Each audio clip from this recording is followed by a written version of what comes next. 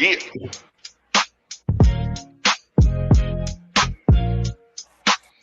Ain't no shortcuts. Every yard gotta earn it. Small town kids with a big city purpose. We bring the highlights, they bring the pressure. Friday night legends getting built by the quarter. Cameras rolling out, the whole state watching. Every touchdown got the whole crowd rocking. Northern Nevada put the city on the map. Cover 775 where the real ones at. This is episode number 11, man. We almost done. The season is upon us. The champ is here. We got our brother, our real brother, Mr. Matt Marner is in the building, man. We're so happy to have you, brother. My alumni's in the building. Yes, it is. Yeah, been waiting for this episode all season. He keeps an amazing beard. He needs a beard deal. He needs something. Facts. We need to give him a beard deal, man. I'm envious. Yeah.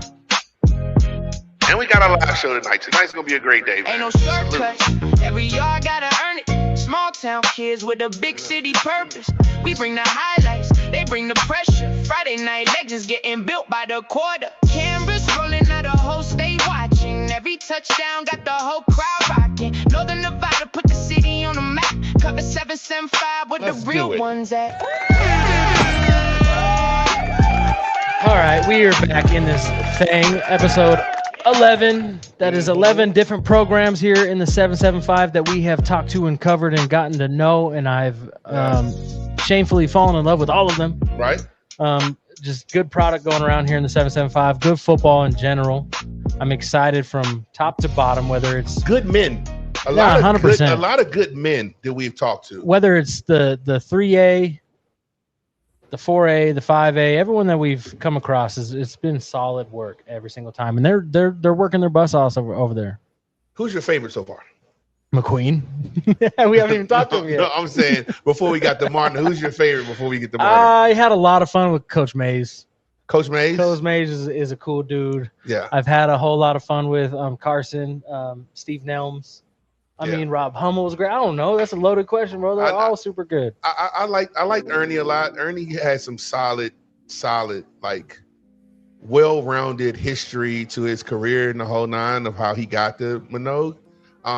I definitely like CJ a lot. That's just personal thing with me and CJ. Of course. I like CJ. I think Mays was the most unfiltered. Yeah. And that's what's Mays didn't give an F at all. He did not. Yeah. It's been good, though. Yeah. We were able to step out of a game the other night, too. So Friday Night Lights is in full effect. Yeah. And now we got a lot of games coming up. It's going to be Saturday Lights. Yeah. Coming up this next week, right? With 4 games on the schedule at Mackey. Yeah, I'm a little anxious. I can't wait. No, I can imagine. I'm going to put my clothes out early on that night. I'm going to be so ready to go. I might put my own football uniform on. Showing up in cleats? I might. Listen, I might do a couple up downs right here in this gym before I get in that car to take off for that stadium. But today we have the champ in the building, McQueen's head coach, Mr. Matt Marner in the building. Bring him in. Man. Matt, what up, my boy? What's good, fellas? How you doing? I'm great, man. We are great. How are things going over there at Ken Dalton Field? Good. Ready to get rolling. Excited. Every year it's exciting to run it back and get started on the process and be ready to go. Now, speaking of running it back, we got Sloan Canyon game 1. They wanted their get back. And how'd that come about? Did he call you? How did that crank up?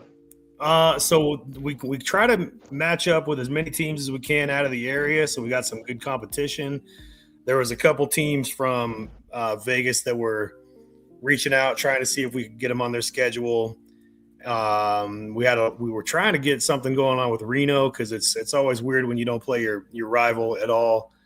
And so I've been asked a lot about that. And so we were kind of holding out hope that could happen for the North. And we just had an open date, and then I know they had an open date. And then their coach texted me one day.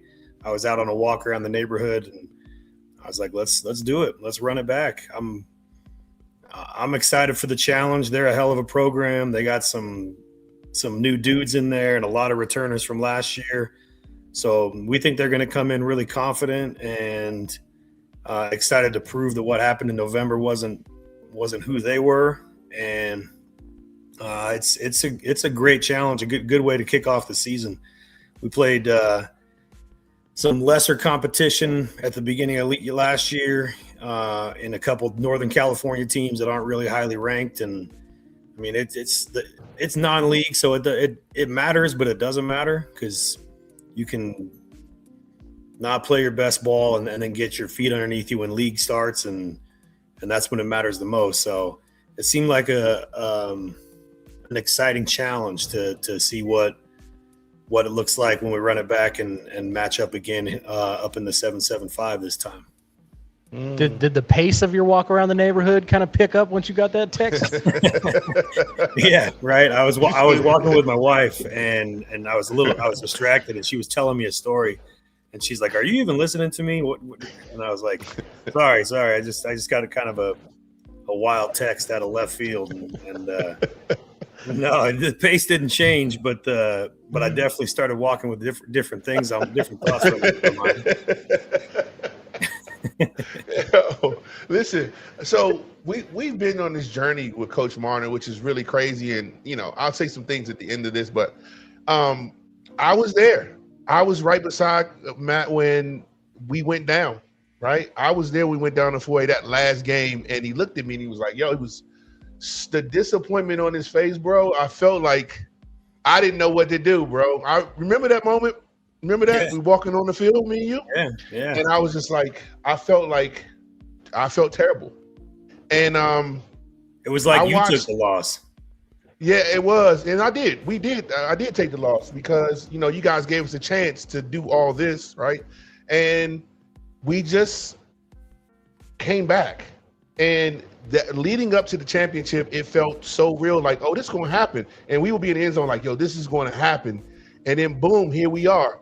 What's the pressure now? Is there a lot of pressure on you now to make this thing happen again, to put another 26 up in the rafters? How is it for you now as a head coach of McQueen High School? Yeah, I mean, I don't know if pressure is the word, because when that final gun sounded and Ryder took a knee back November in Allegiant, it felt like a lot of pressure and a lot of weight was lifted off of our shoulders at that time. Regardless of the 4A, 5A, 3A, I mean, you can only play who's on your schedule. And obviously we made a lot of mistakes back in 2024 that put us in the situation that we were in. And it immediately, my coaches come over after the games and we sit and we watch the highlights and we talk and eat food and kind of recap how the game went and where we're going next. And at that time, it was just I guess we're just going to have to win the whole damn thing in the 4A. And so it wasn't a pressure thing. I mean, I would say there was probably more pressure last year because of the situation that we had put ourselves into after 2024. But I don't feel, and maybe I'm off base, but I don't feel a lot of pressure to repeat. I know the boys don't feel pressure. I know that they're hungry to get back at it and to get back out there. There was a lot of smiles at our scrimmage on Friday, and some of the guys are like, "Coach, I can't wait for next Saturday. This is so much fun to be back doing this thing." And I mean, the word that I used the most when we finished it off last year was gratification. And I don't know. It doesn't feel like a lot of pressure. It feels like, in a way, we kind of proved that our program has our feet back underneath us, and we've never really shied away from any opponents. We've never shied away from playing teams at the higher level. I mean, hell, a couple years ago, in my very first year coaching, we played Grant High School when they were coming off of a 0-11 campaign, and they ended up being state champions that year. We played Rockland the week after that. So we'll line up against anybody. We just it took us a minute to get the right guys in the right spots and to kind of figure out what we were doing, and so that's where the gratification comes from, because we always knew that we had the dudes and we always knew that we had the coaching, and it wasn't a personnel thing. It was just kind of an execution thing. And so I don't feel pressure. I'm excited. That's the word that kind of lingers in my brain the most as we head into 26. Well, I remember when we were in the locker room after that win, and you were kind of getting all the kids out because they needed to go hit the bus. We were kind of following along, and everyone's happy, cheering. All the boys had a smile on their face except for one. And I looked him right in his eye, and it was Ryder. And as we're walking out the doors, I was looking at him, and he just looks at me. And he says, "I want that 5A."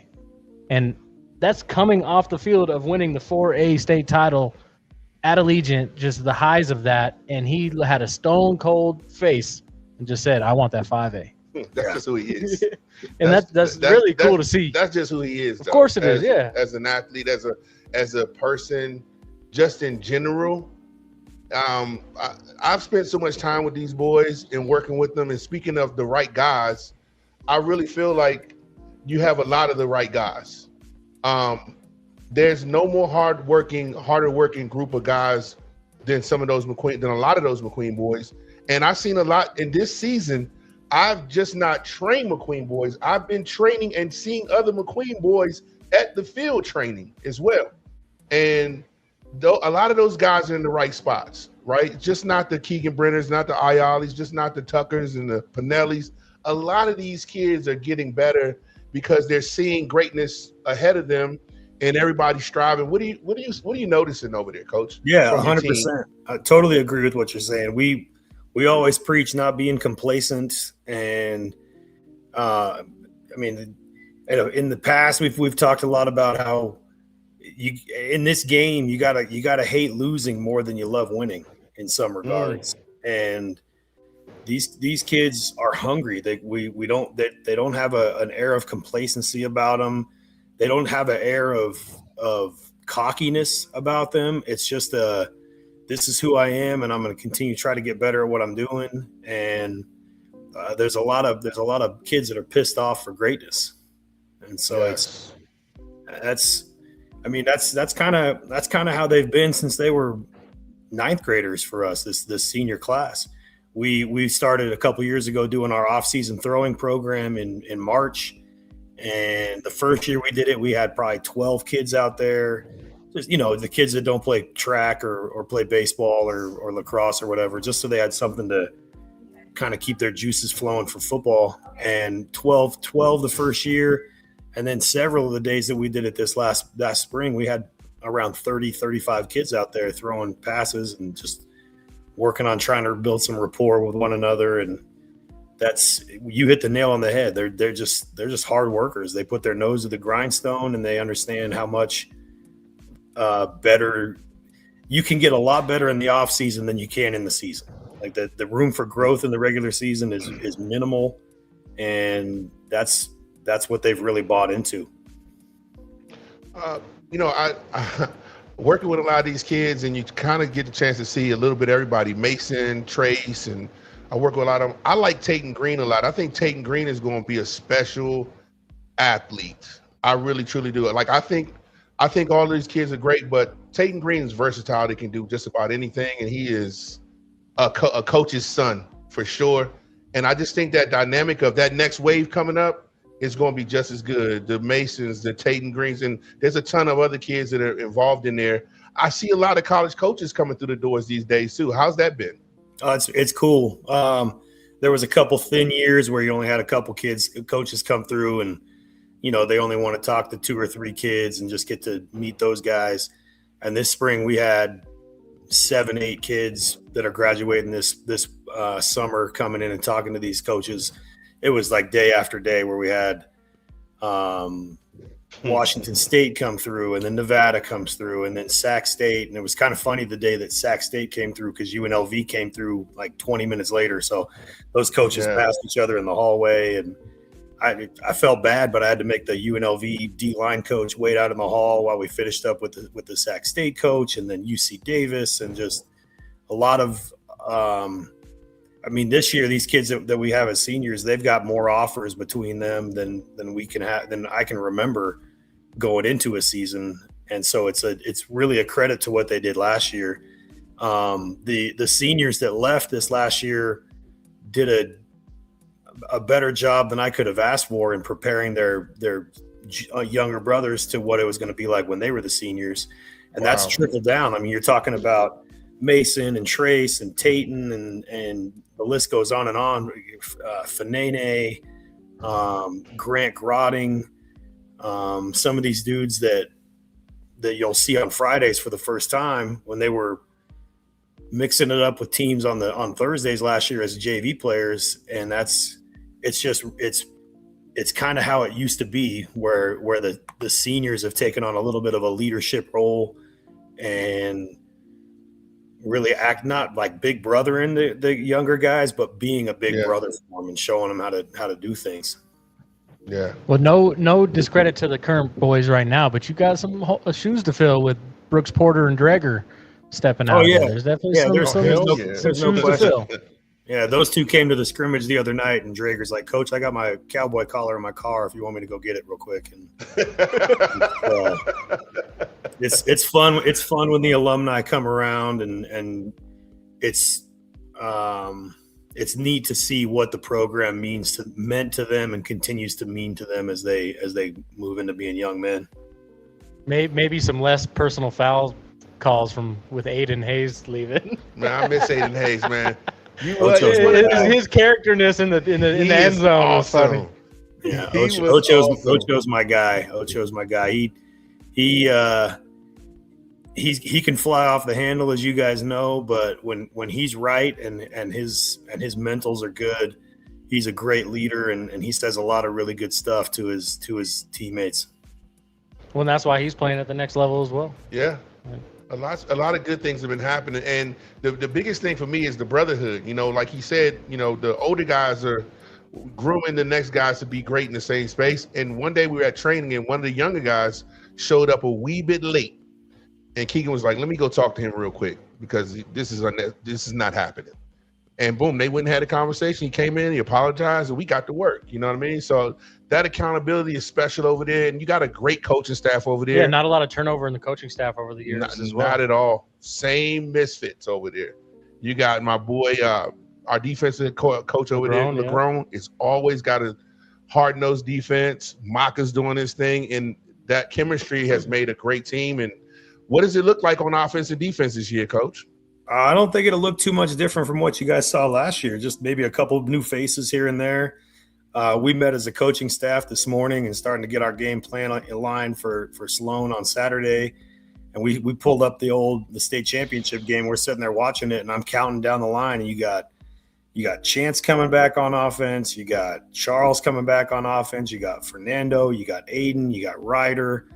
You got KB. You got Chase, who started mixing it in as the year went on. Then you flip to the other side of the ball, and you got Keegan and Fernando and Fanene, Sean Parker and Chase, who had a great game for us in the state championship. A lot of secondary returning. Zuccarini's back out on the outside. Isaiah in the back. You got KB and Espen at the safety spot. So I don't think you're going to see too much different from a schematic standpoint. You're just going to see a couple new faces doing their thing. The continuity of the coaching staff really makes it easier for me because we don't have to change everything. We don't have to learn any new terminology. We can really take what we were doing last November and clean it up a little bit and maybe change some terminology, throw some stuff out. We got a little bit different of a skill set in our backfield than we had last year. We had Nason, who had the patience and then delivering the blows to the defensive players, and now we got a couple speedsters back there that have not totally changed what we're doing offensively, but made it so that we can simplify things a little bit. So it was cool when we came out in the spring and we started trying to install stuff, and they're like, "Coach, are we still doing this on this?" And they remembered more than I could have imagined after 6 months had passed, and it was pretty neat. We felt like we were ahead of where we've ever been in a spring or a summer because of how deep we went into the playoffs last year and how many guys we've got coming back that were a part of it. Well, there's two, like we've seen a lot of the boys just from last year, right? But there's two that I'm really excited is one, unleashing that Ferrari that you have in Nico. Jesus. I'm excited to see what he brings to the table because he had the collarbone issue last year, right? They cut his season a little short and he came back towards the end. And then the new boy from Florida, the OT. I'm very excited to see what he can bring to the table and how he's going to be performing this year. Marcus, this Marcus kid, he is a special athlete. Kind of gives you Travis Hunter vibes just a little bit. I like him a whole lot. I think there's a lot of great pieces over there. And I can't wait to see what happens, like I said, on Saturday. How do we get that midday game on this, man? We're supposed to be the show. Yeah, I think you just like Marcus because his name is Marcus personally. But probably just a little bit. Yeah, just a just smidgen kidding. For sure. We won't see Marcus this Saturday. And we hoping we're going to see OT. They got a couple clearance things that they got to hurdle with the NIA, but they'll be out there at some point. It'll probably be more like it was for Zook last year when he got hurt and then he had to sit a couple games and then eventually came out and was ready to go. To answer your question about the 1 p.m. start, we got a lot of local teams playing in those games, and it seemed like the right thing to do to have. I actually asked for one of the earlier games, whether it be the 10 a.m. or the 1 p.m. game, because when we finish up that game, then those guys got to drive 7.5 hours back to Vegas, and that makes for a long couple days where they, even with the game at 1, they won't get home till after midnight because they'll. That's awfully nice of you, Coach. It's awfully nice of you. I despite what you see on Friday night, I'm a nice guy. Of course, and you're a nice guy on Friday nights too, Coach. Yeah. So, who came up with this whole jamboree? Was this a collective of coaches, or did the NIAA put this on as a kickoff? So it was kind of a two-man idea between Coach Choate at Nevada and Ernie Howren over at Minogue. Ernie sent out a text to the coaches in the north and just floated the idea about having. Originally, we were going to have 4 north versus south games there. They wanted to do like a north versus south showdown kind of thing, with them building their new indoor facility and them not having a team camp this year. They were trying to have some sort of way of showcasing high school football. And then when everybody in the South flipped the bird to the NIAA, it became a little bit different when the decks kind of shuffled a little bit. And so there might have been a team from, I think Reno was kind of on the fence about whether they were going to play their opponent from Fresno. Douglas plays a team from Vegas this weekend, but I guess the time slots and that kind of stuff didn't work out with them. And then we were lucky enough to have a Vegas team that we're pretty familiar with come up and be excited for that opportunity. That was a good carrot to get them to come up here and play that game, is that we were going to be at Mackey Stadium. So it's cool. I'm excited. I'm excited for the opportunity that the boys get to have to play in front of their home fans in a different setting and the whole 9 yards that comes with being in a college stadium. I mean, there's nothing like going to play that school on the hill, but playing at Mackey is pretty cool. And I think that's good for the programs like Wooster and North Valleys. And then I think the nightcap is Carson and Spanish Springs. That's going to be a really good game as well. So it's the nightcap is Carson and Spanish Springs. Yeah. Oh, okay. Yeah, I think the first game is Wooster and South Tahoe. Yep. And then it's us, you guys, it's North Valleys and Lowry, and then the last one is Spanish Springs and Carson.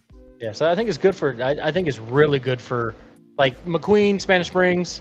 They've earned it, right? That's something that I think is definitely earned. But then the schools like Wooster, who we've talked to, coach teaching, I think is good for programs like that as well to get some exposure to their camps as well.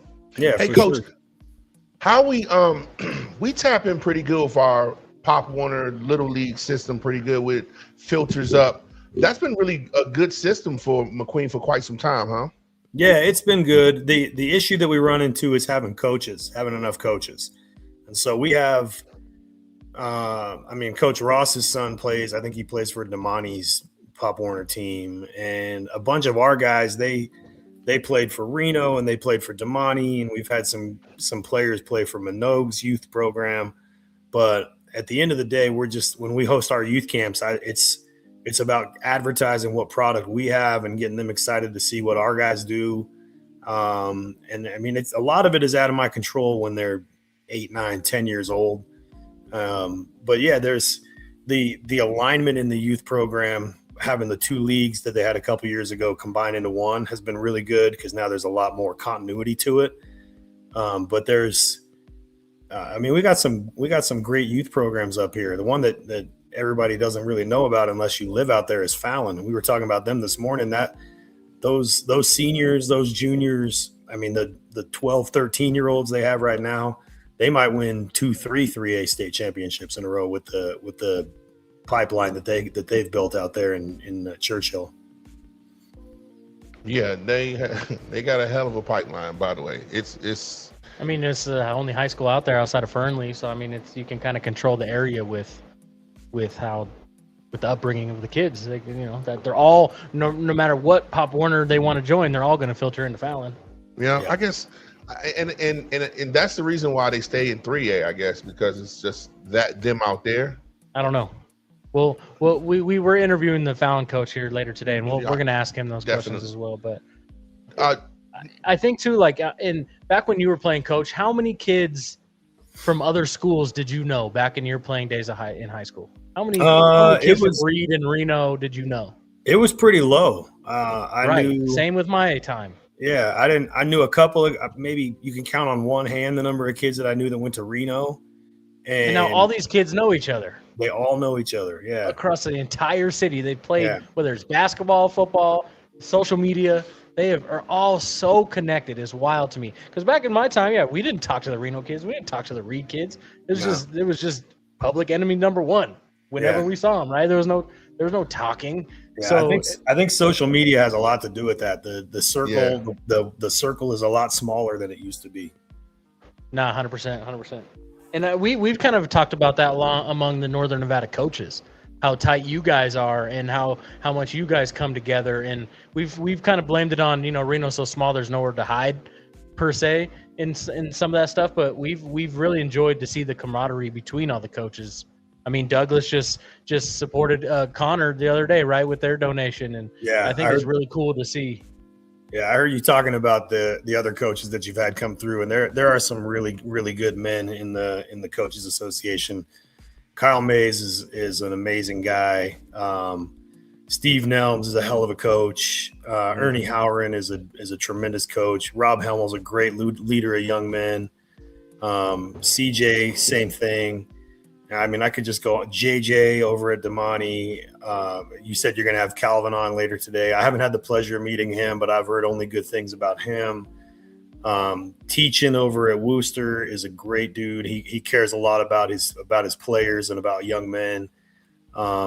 Even the new coach at Hug seems like a great guy. Trying to build a program over there. And as you guys know, the football in Nevada is good when everybody's in it and everybody's competitive, and that's hopefully what we're trending towards. I think you're going to see a lot more parity in the 4A and 5A this year than you've seen in ever before.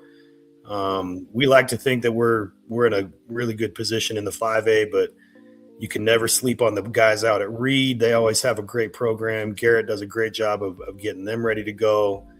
It goes on and on. I think I just named almost every team in the area, and it's right. Aaron Cook over at Galena is a great guy, and so it's pretty neat to be a part of that group of men.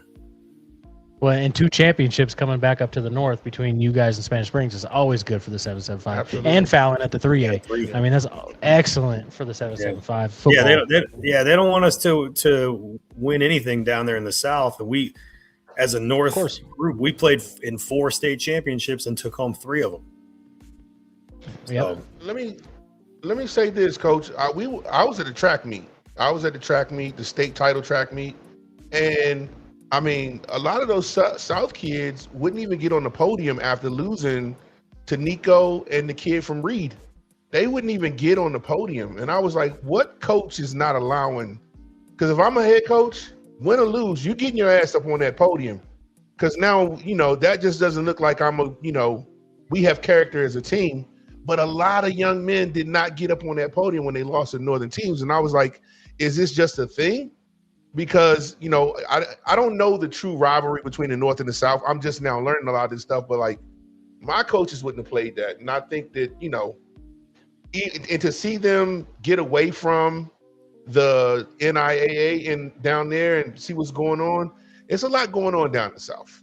Yeah, the South's a little different. Yeah, they're a different animal down there, and I mean, at the end of the day, it sucks for the kids more than anything because the next 2 years they're not going to play for a true state championship. None of those 4A, 5A schools, none of those schools that left the NIA, they're not going to have any appearances, not even an appearance in the state championship. So I feel bad for those kids. But yeah, I'm kind of with you. There's a high level of character here in the North across all the programs. And you alluded to it a little bit ago. It was one of the more special things I've ever seen where Kyle Mays presents me with a check for $2,500 that his community raised for Connor and his family. Like, it's just, I don't think you see that everywhere you go.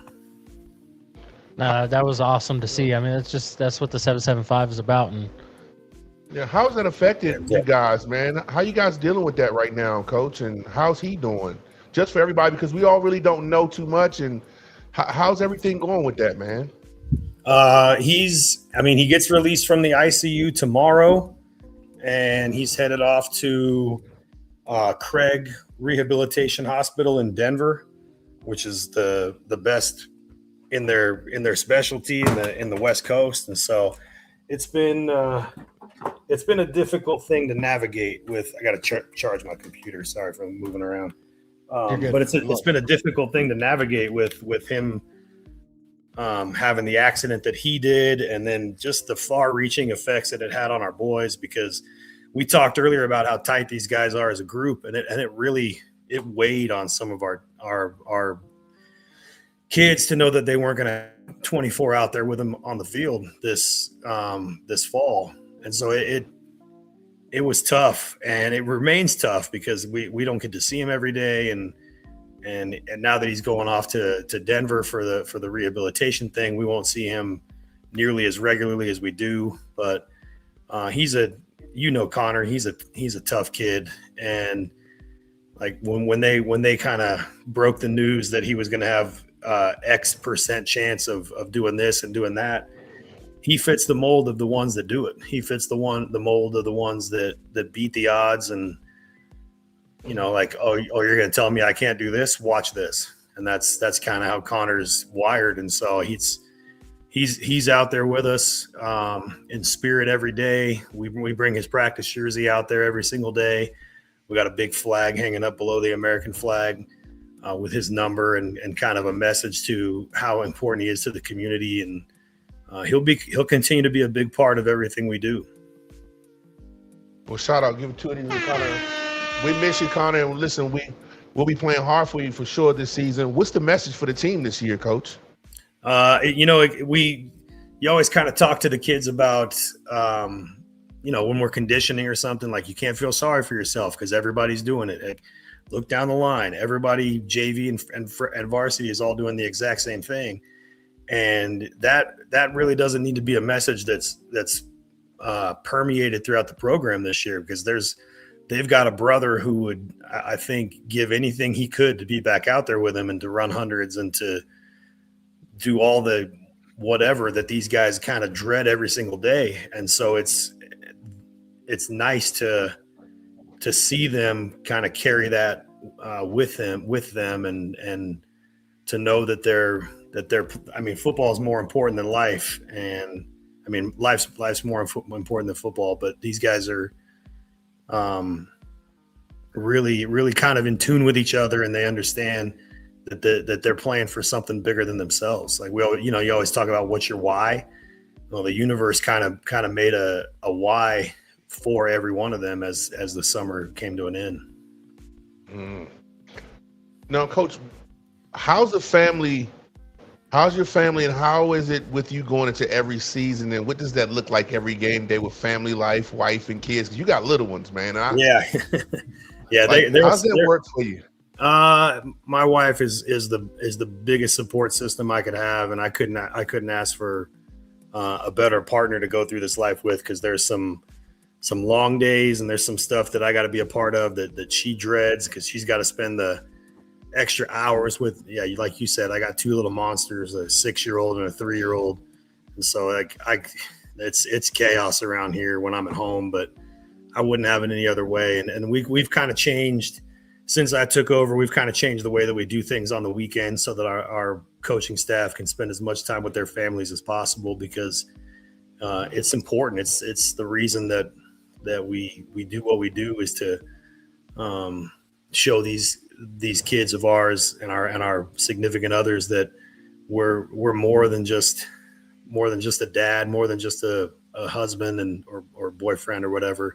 But we got a lot of like I told my kids yesterday or Friday after the scrimmage, I was like, I tell them every time we break, I say, I love every one of you. I got 2 boys at home and I got another 51 right here.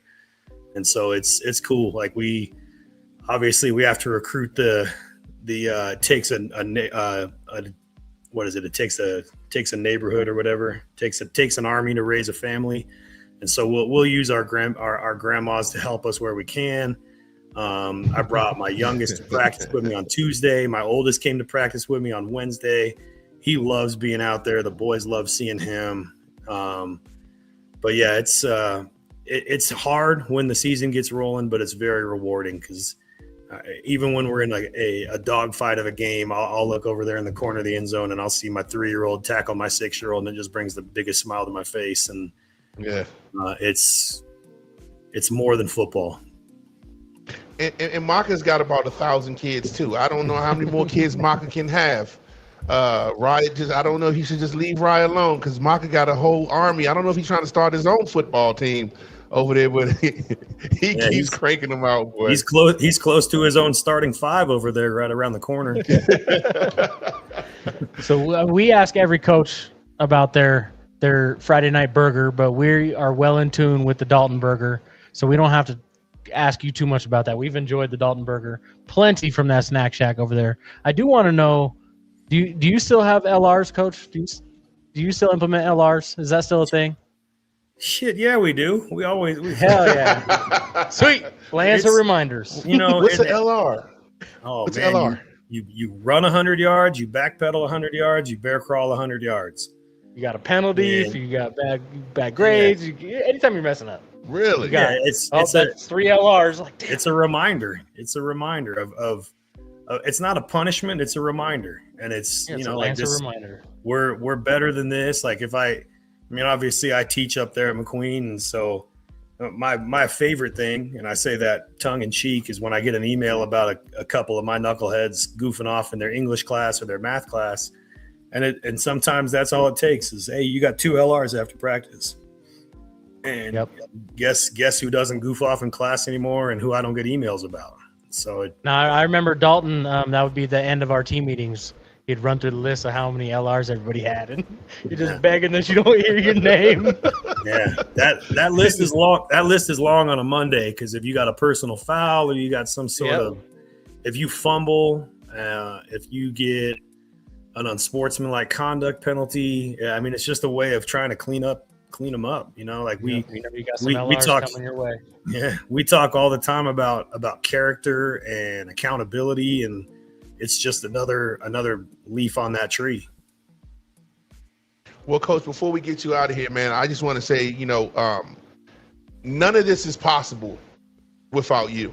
We started a podcast as the Dank Dads, and then I said to Jeffrey, I said, we had a sports show where I'm from, and we should start one. And we had no idea the response was going to be this, but you were the first person to embrace us, man, and let us come to a golf tournament, and we got a lot of people drunk. There was we hosted a whole, and we were the Dank Dads, and I think that we've cleaned up a lot, and we don't say a lot of things anymore because of our responsibility to McQueen and what you've done for us. And there's always been an open door, and we appreciate that. And all the parents, the Pinellis, the Ayalis, the Brenners, Ryder, his dad, like all the parents that are there, just even the ones I'm not naming, that community at McQueen of all the players' parents is a strong community, and we couldn't have any of that without this, because they supported us. I trained the kids, and thank you for supporting my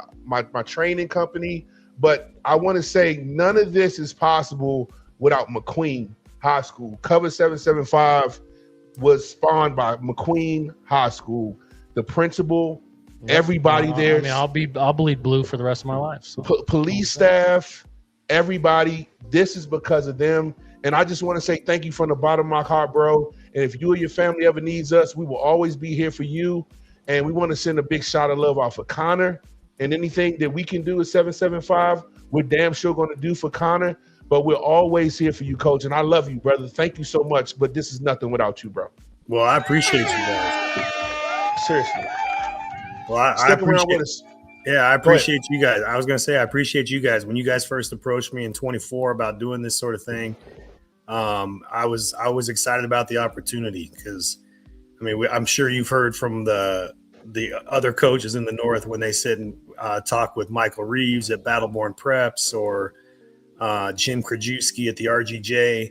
We got a really special group of coaches and players and just people in Northern Nevada who care a lot about each other and care a lot about the football brotherhood. And I appreciate you guys shining a big spotlight on what we're doing here in the North and helping these guys get exposure and just making this a time of their lives that they'll forever remember. Coach, stick around with us, man. We're episode 11, man. That's McQueen episode High 11 School. in the books, man. We did The it. Lancers. Yeah. Yeah.